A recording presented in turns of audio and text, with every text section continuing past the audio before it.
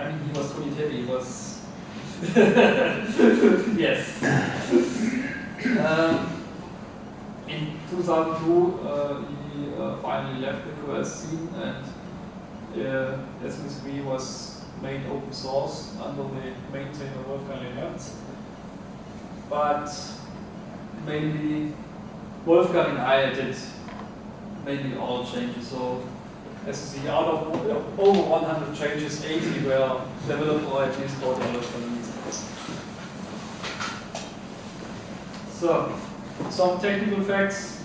SMSQ is completely written in 68,000 assembler.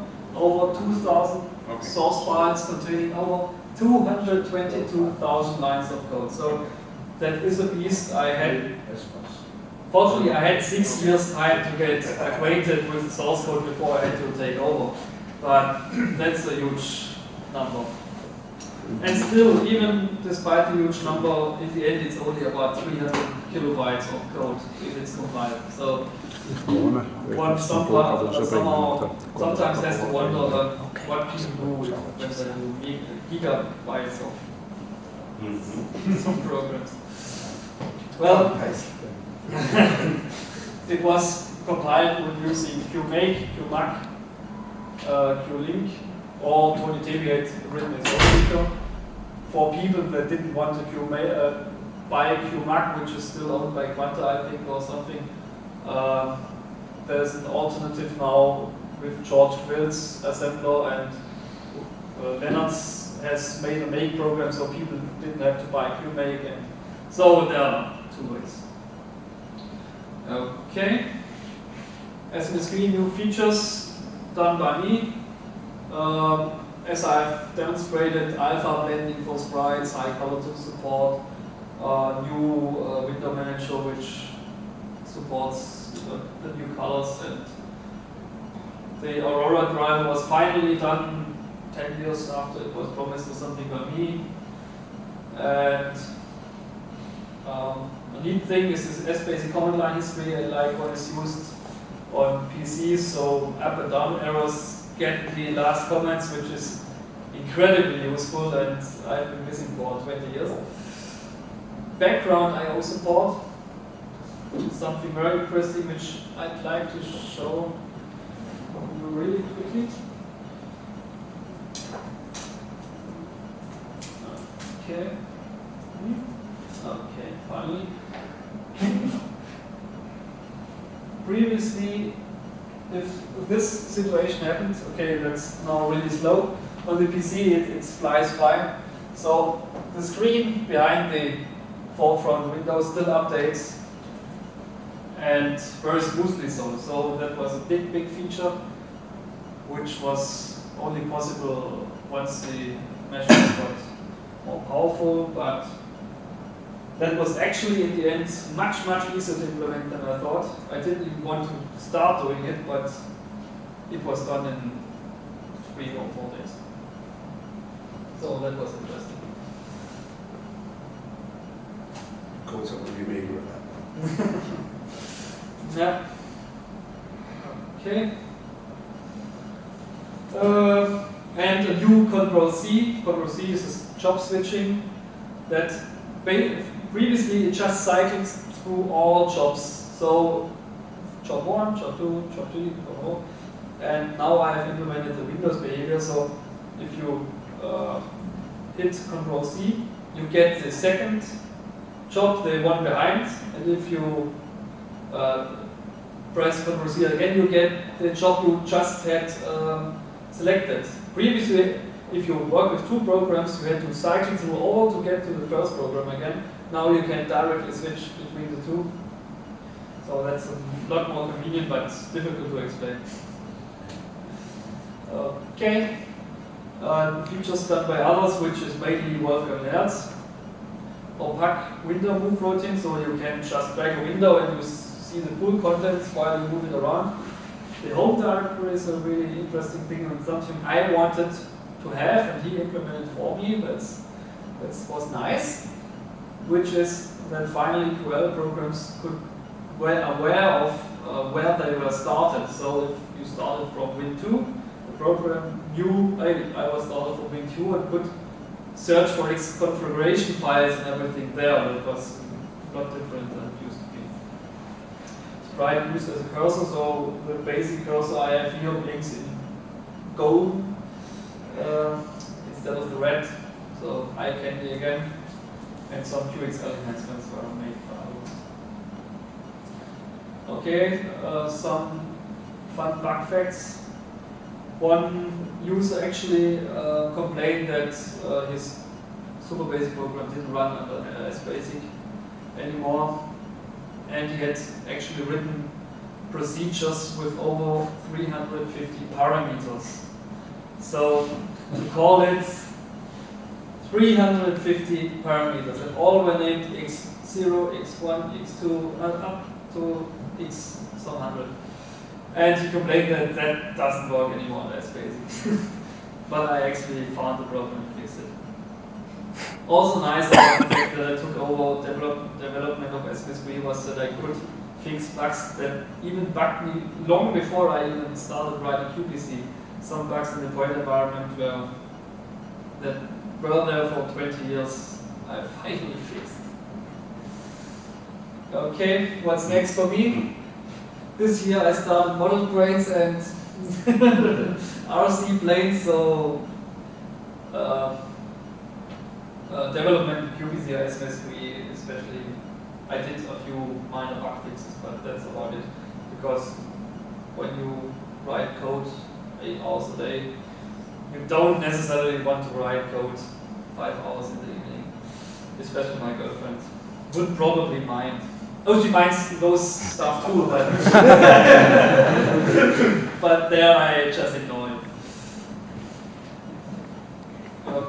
Okay, that was basically it. If you've got questions, I have to go.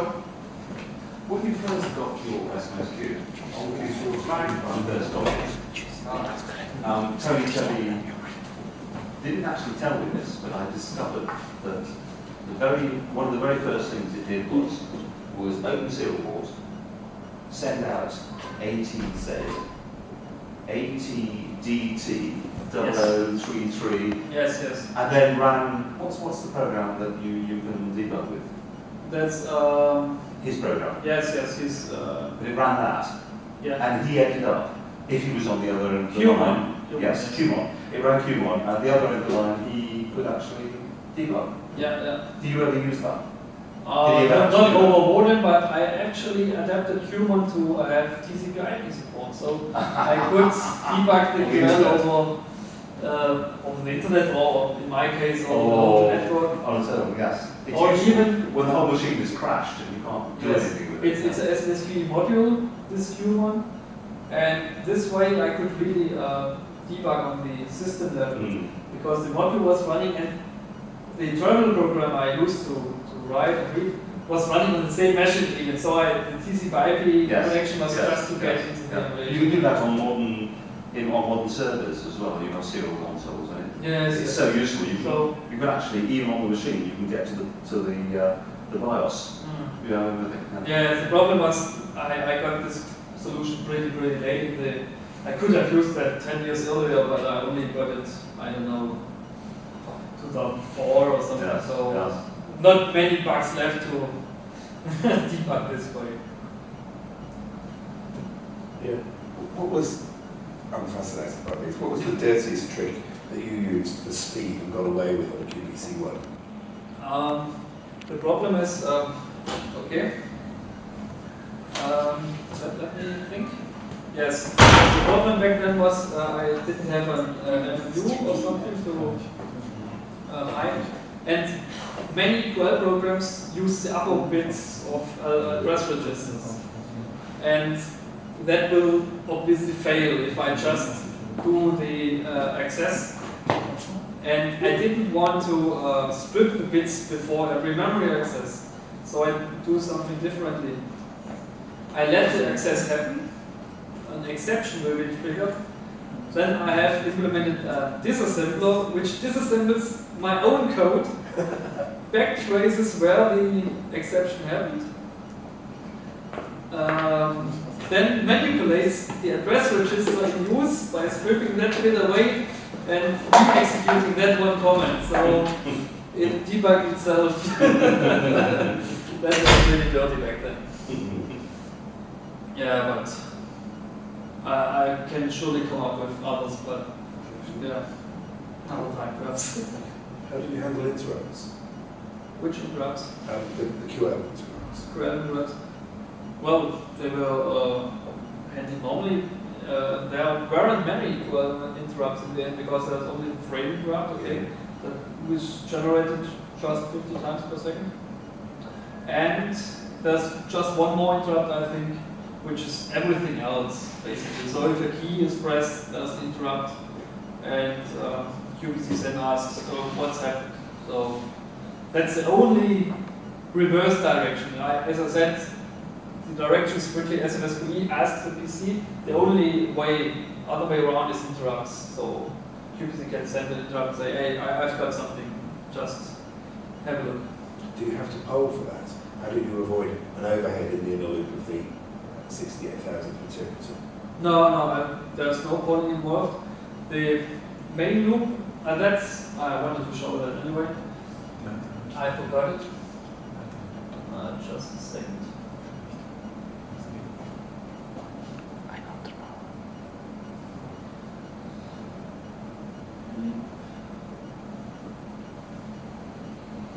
Okay, that's here.